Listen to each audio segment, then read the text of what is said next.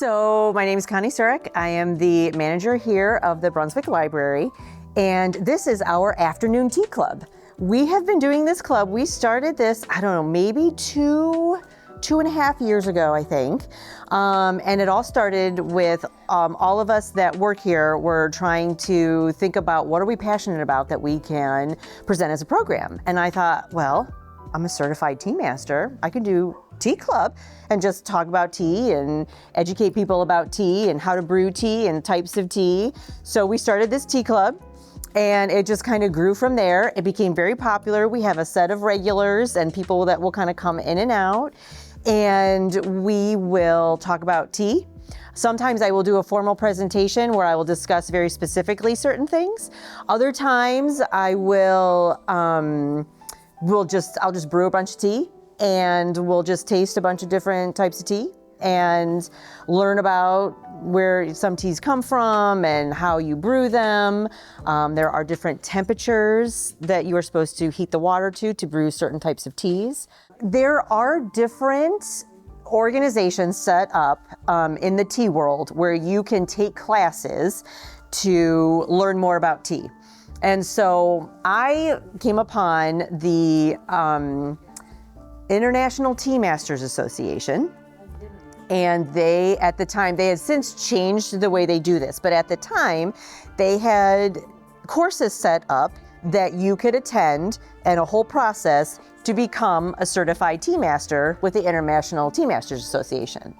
So I spent, I think, 2.5 days in Pittsburgh. They had one in Pittsburgh, where myself and a few others and a tea master sat and we drank all different kinds of tea. We learned about how to taste tea, how to identify tea, characteristics of certain tea, because tea essentially comes from the Camellia sinensis plant. So that is the tea plant. It's how it's processed where you get green tea, white tea, oolong tea, black tea. So it's in the processing of that plant. There's not different plants that create different teas. There's the one plant and the different varieties. So we learned about that, about how to taste, about how to profile. We learned about the history of tea, and we just drank tea all day long for 2.5 days. After that, I got 100 samples to bring home, and I had to go through each sample, and I had to go through the profile. So there's a whole way where you smell the tea, you look at the tea, you notice, is it dry and brittle? Are they big pieces? Is it curled into a ball? Is it a big loose leaf tea?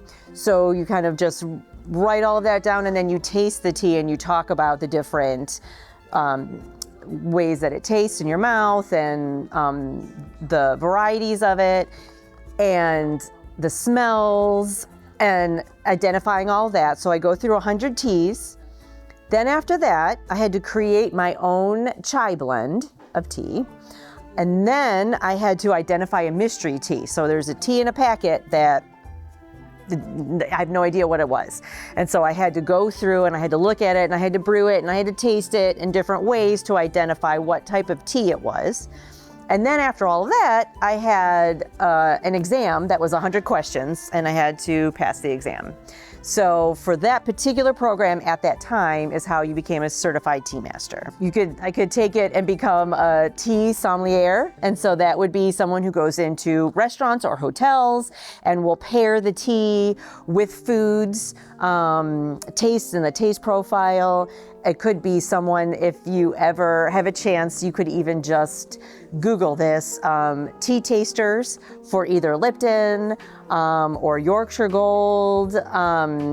They have some great videos about how people will taste teas from different lots to put together the tea that tastes like Lipton or to put together the tea that tastes like Yorkshire Gold, because the tea from the plantations tastes different based on weather and the ground and the bugs that season and the sun and the rain and all that. So it's always a little different, but you need that flavor profile where if you drink a Lipton tea, you know it tastes like Lipton. So you could, if you become a tea master, you could go on to, work in any of those companies.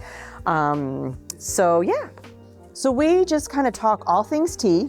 we have a nice group and we've all become friends, and we started to bring treats, and it's everybody's like kind of favorite Wednesday afternoon event. We hold it on once a month, Wednesday afternoon. Usually it's the second Wednesday of the month, but sometimes it needs to change, but we have everything in our library live.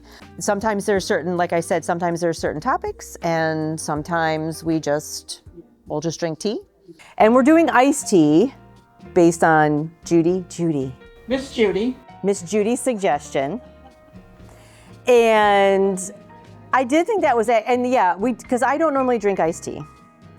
And it's not my favorite, but it's July and it's hot. And I thought it is worth it to talk about how to do and how to brew iced tea. And I do think that if we are going to consider ourselves tea people, then we should try some iced tea. I did bring a tea to brew though, hot, if everyone's like, and we want a hot tea, if we're not super pleased about the iced teas. But I think we might be surprised. I have a roasted oolong. That's actually, I was like, oh, this is pretty tasty. So what I'm gonna do is I'll go through, and I threw together something very, very quick, and I'm a terrible librarian because I did not tell you where I got this information from, but it's a verified tea place online, so don't worry about it. But the different way, and some of my own stuff I put in here too, about the different ways that you can make iced tea. So we'll go through that real quick, and then we'll taste some different teas. I have one tea that I brewed one way and then brewed according to their directions. And so that's kind of an interesting link to kind of see. So there are different ways to make iced tea.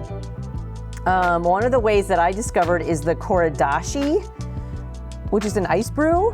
We'll go through that in a minute. I've never heard of that. So I actually learned that from today, which was kind of interesting.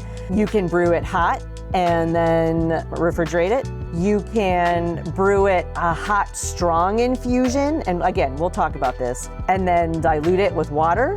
You could do a flash chilling or ice brew, which again, we'll talk about. Sun tea, a lot of people will make the sun tea. My husband makes the sun tea, or a cold brew. And I put cold brew last because I think that's the best way to make tea, iced tea. So for the koradashi method, apparently it takes some patience. I am going to try this. Instead of using water, you use ice to steep the tea. And it should be loose leaf tea, not in a bag. So its recommended dose is 1 to 2 teaspoons of tea for every 6 ounces of tea. I do more than that. I always do more than that. I always do like maybe 3 teaspoons, like a tablespoon for every 6 ounces. That's just my rule of thumb. So you put the tea in the bottom of the cup, and then you add the ice on top, and you let the ice melt. And then it says don't rush the process, just let it go. And then you strain the tea and you drink it. So I'm like, that is fascinating. So I think I will try that. I did not try that yet, so none of this tea is made that way, but that could be a fun way to just experiment and try. So then you could just make tea and then put it in the refrigerator. It's quicker than cold brewing, and it will retain the full flavor, but it might get bitter. So you wanna kind of watch that. It's just essentially making the tea. If you wanted to do sweeteners, which I am a little bit more lax in my tea snobbery when it comes to iced tea and sweeteners. So if you wanted to put some sweeteners in, you would do that while the tea is still hot, so then it'll dissolve before you chill it. You can brew a strong infusion, which I did with one of these, and then dilute it. So I had bought bags from Harney & Sons that are made to do this. So it was in a tea bag, but you can do it with loose leaf tea. And my suggestion would be like 3 to 5 tablespoons of tea in about 2 cups of boiling water and steep it for 15 minutes. Then like remove the tea and then add 6-ish cups of cold water. You could serve it over ice because at that point, to me, when I did it, it was not cold. So you could either just put it in the refrigerator and cool it, or you could pour it over ice and cool it. But that if you pour it over ice, it will dilute it a little bit more. So that's one way. This is called flash chilling or ice brewing, and I've seen some coffee places do it, like cafes do this, when someone wants a hot tea but they want it iced, and they never do it correctly, but you could just brew the tea as you would normally brew it and then pour it over ice. Sometimes that works, sometimes it doesn't. It kind of depends on, how you steep it initially. So the tea will melt the ice cubes, which dilutes it then. But so you'll have cold tea, but you won't necessarily have iced tea because there's not going to be any ice in it. So that's another way to do it. And then there's sun brew, and this is what my husband does. And this is with your Lipton or your Luzanne that we still have in our cupboard because he likes to make iced tea with it. Yeah, I took one of those too. Oh, for the husband? We have to do it his mother. Yes. Yeah, I know. We have a pitcher at our house, and he will take the Lipton and the Luzanne tea. Really there's different, you could brew it to however you want to taste. We're doing iced tea today, guys. I know. Everybody has a slightly disappointed look on their face when we're doing it. Oh, do you? Oh, good. Okay. Yeah, and there's treats to make up for it. But we're just going through the different ways to brew iced tea. Because there's many different ways, believe it or not. So yes, so going back to the sun tea, we have a pitcher at home, and we will take, I don't even know. I mean, I kind of said maybe 10 tea bags per gallon. So if it's a half gallon, you would do maybe 5 or 6 tea bags. And you put it in there, you fill it up with water, filtered, either room temperature or cold usually. We usually don't do hot. And then you set it in the sun. And you could set it in the sun for 2 to 3 hours, or you could set it in the sun for 10 to 24 hours, which sometimes ends up happening if you forget that you set it out there, which often happens. And then you just put it, you take the tea bags out, put it in the refrigerator, and pour it over ice, and you're good. So that is how my husband likes his iced tea. When I said we're going to talk about iced tea today, he's like, "Oh, yeah, are you gonna make some Lipton and pick?" I'm like, "No, I'm not. Thank you very much." Real tea, honey. Yeah. So then there's cold brew, and this is the best way, I think, to make iced tea. If anybody does coffee, it's similar to cold brewing coffee, I guess. So you start with 1 to 2 teaspoons or tea bags per cup of filtered water. Again, I use more. That to me is not enough. I use maybe a tablespoon. I actually put it in the refrigerator. What's to wait 6 hours for a cup of tea? But yeah, you had to wait a lot. For this, you do. You had to pre-plan. But what I do, and I do that. So what I do is at night. So at night, I'll put it together. I brewed the light tea, black tea, in this way, and this is with the loose leaf tea, because this was the only tea that I brewed that was loose leaf. All the other tea was quality loose leaf in a bag set up to be brewed. But this is, so I have a big one of these, and I will put 5 tablespoons of tea in this, and then fill it up to the top with water. And I don't push it down yet, and then I put it in the fridge overnight for about 8 hours or a little bit longer. And then I get out the next day, push this down, strain the tea, pour this into a pitcher or a jar or whatever, strain the tea out. Because what the cold brew does, by doing it the cold brew, is it slowly pulls the flavor out of the tea leaves so that it's subtle, it's smooth, the flavors are and you don't want to do this with Lipton.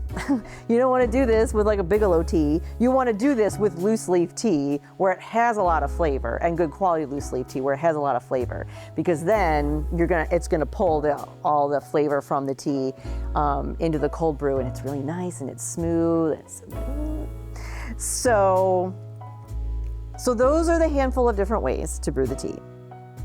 Now, as I mentioned, for those of you that came in late, it's been a day, and I was supposed to make 2 additional teas for you, and that did not happen. But I will kind of show these as a sample a little bit for you so that you can kind of see kind of what I'm doing and what I did. So I did most of these cold brew, except I did this and you could see the difference. I did this as a cold brew, and I did this as the way where you steeped it for 15 minutes and then diluted it. Should we try that first? Let's try those and we'll taste the difference and we'll see what we think. I'm curious to see what everybody thinks of the iced tea. Mango.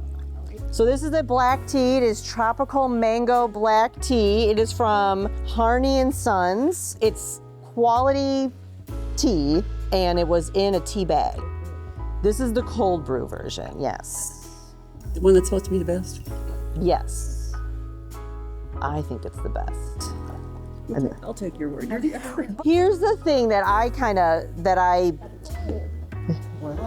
know it's different, right? Drinking like cold tea and like we're so used to our hot tea. The tea for this Harney and Sons, I cold brewed it at first because I'm like, I'm not gonna do it this way. It's packaged and set up to be done the way they said. Because I cold brewed this and I think it's nice and subtle and light and refreshing, but I don't know that that's how most Americans like their iced tea. So it is. So it's this good quality tea in here, or at least like the herbs and stuff, like full. You could see they're like full pieces and stuff. It's not like chopped down. Jar that much or? Oh, it makes more. We'll see if Lipton has any mango. Miss Judy, you're not going to. Well, they might. So, I'm trying not to be too much of a snob on television, you guys, but I can't help it. It just comes out.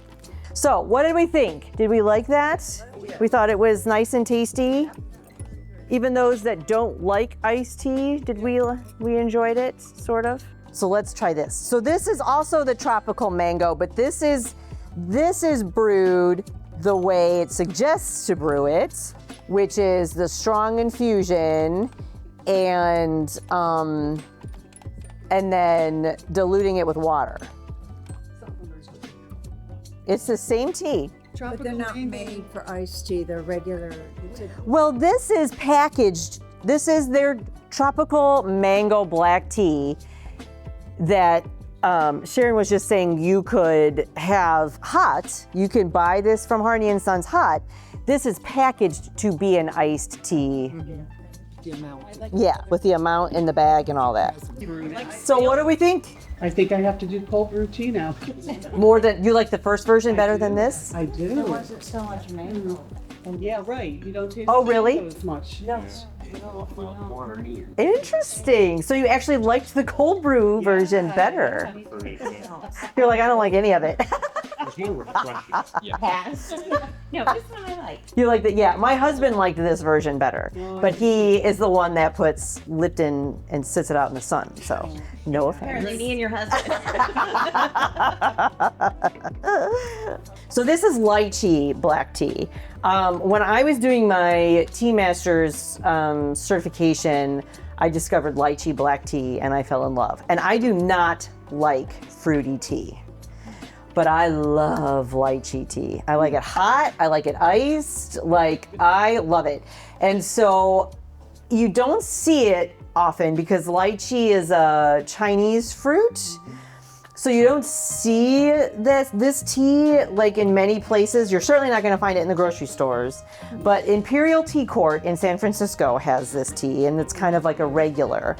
So I purchased it from them, and this is the tea. This is the only tea that was actually just their tea, and I just took the loose leaf and put it in this and brewed it. Overnight, or infused it, I should say, overnight cold brew. So, but I will say, I did not taste it yet. So I do hope it is good, but I think I poured it from here into here and shoved it in the refrigerator because I needed to move on to something else. So let's hope it's tasty.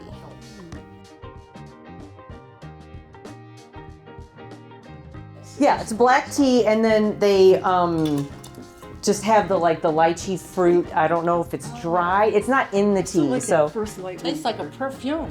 yeah, a little bit. Perfumey, doesn't it? Yeah.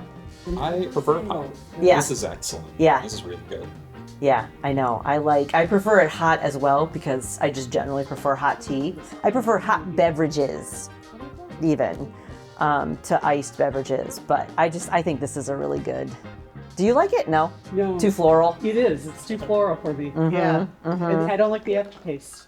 Oh, okay. Yeah. Mango's still winning. Yeah. Which mango? The first. The first. Yeah. That was. Oh, wait till you taste this roasted oolong, Shannon. Oh, I can't wait. It's a little bitter, the second one.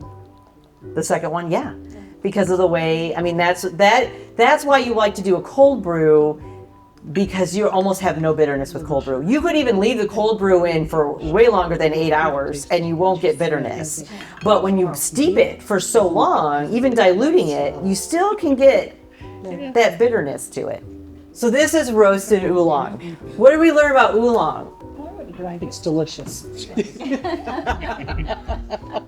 So this is a roasted oolong, which means it's a darker oolong, which means the processing is longer and more involved. So, you get it, you dry it, you heat it, you roll it, you heat it, you roll it again, you heat, it's a much more so that it gets more oxidized.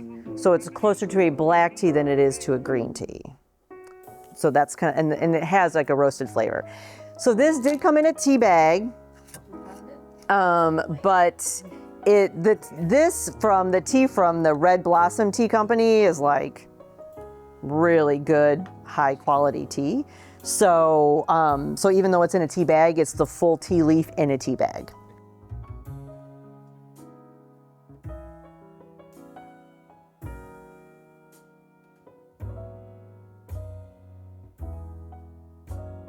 So what do we think? What do we think of the roasted oolong? Not so good. It's not your favorite? Sugar. Yeah. Definitely. Yeah. It needs to be diluted more, a little bit more, and add some sugar to it. Yeah.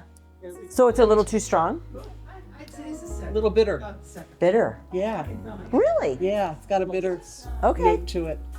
Have you ever had any of the green buckwheat tea? No, you told me about it, but I I think haven't. I told you. Yeah. This is very much along the same thing. Oh, okay. Just like The really roasted flavor, yeah. Yeah, but you're also like, I don't know, the lighter floral element too.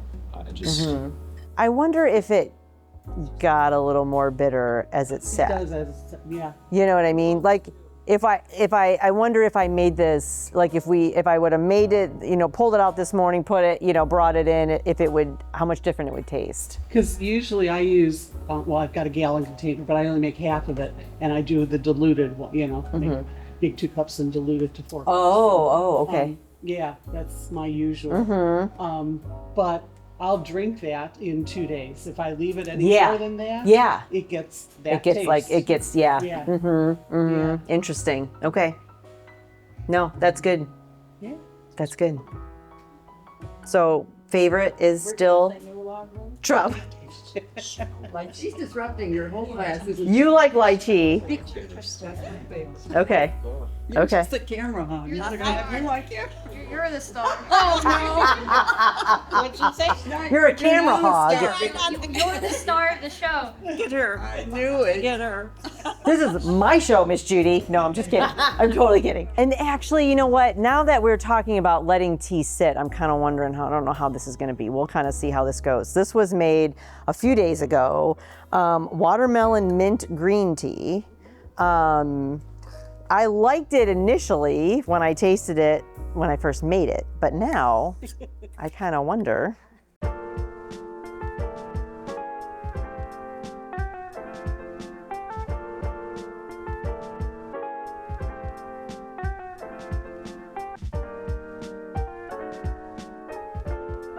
How was it? Was it too strong? Too bitter? To me, it's a little strong. Yeah, a little bit of sugar, it's perfect. That's a really interesting So, it's totally fine to do that with iced tea. I had but if you were to tell me that with hot, I would be like, I actually think this is not bad. Is that the dark one or the light one? This is the watermelon mint. Oh, I love the watermelon mint. Yeah. That's really good. And you don't like green tea. Did you like this or no? No? Really? The mango, you should have put that last. Anybody want more of this? The first one, the tropical mango? Yeah. Oh, yeah. Oh, we have some. I'm telling you, beat this mango. Yeah. Delicious.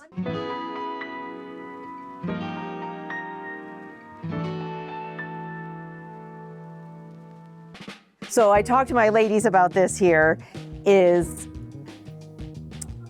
everybody wants to drink green tea because it becomes healthy. Everybody thinks it's an and it is. It's very healthy, and it has antioxidant properties. It is very good for many, many things. But what people do is they go to the grocery store and they buy cheap green tea in tea bags. They bring it home, they boil water, or worse, heat it up in the microwave, and then pour it over the green tea, and then they drink it, and they think that this tastes horrible. Why would anyone ever want to drink green tea? I'm never doing this again. So green tea is processed differently, and if you put boiling water on green tea, it will burn the tea leaves. So you don't want to put boiling water and scald the tea leaves, because then it's not going to taste like green tea. The tea in tea bags that you buy at the grocery store is many times the leftover dusting tea or the little bits of tea from when they're processing and going through all the loose leaf tea. So you are only going to be able to brew that once, and it takes a lot to pull the flavor from that, and you're not always going to get the full flavor that you are from a tea bag. So some stores will sell loose leaf tea. You could go online and buy loose leaf tea, but if you wanted the full flavor of tea and the different types of tea, you're going to want to try loose leaf tea and the different ways, and there are different ways to brew the loose leaf tea, but that pulls the flavor from the leaves to give you that full satisfying cup of tea. Teas can be very underrated, and tea is next to water is the second most popular beverage in the world, but not necessarily in the United States. And I think if you can find a decent quality of tea and brew it correctly, it can change your world.